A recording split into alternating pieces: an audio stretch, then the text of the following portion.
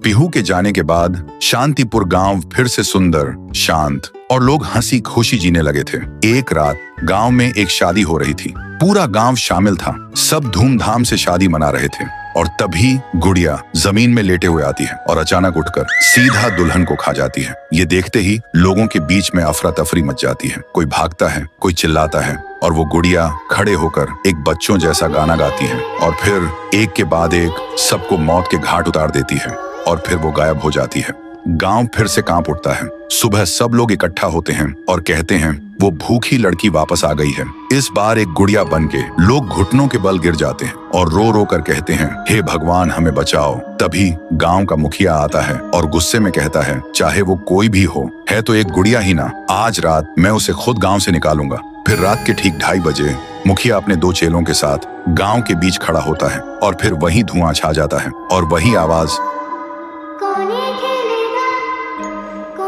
वो गुड़िया धुएं से निकलती है और सीधा मुखिया के पास चल के आती है।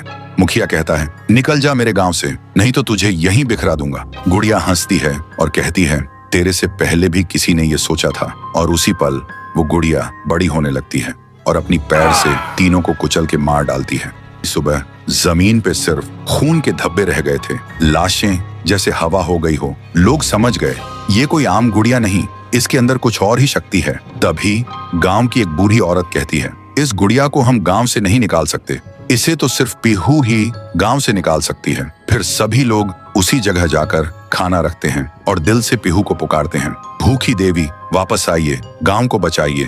तभी जमीन से एक आवाज निकलती है, पीहू, पीहू, पीहू। और मिट्टी से बनने लगती है, पीहू। लोग चिल्लाकर कहते हैं, देवी हमें बचा लो। फिर रात होती है।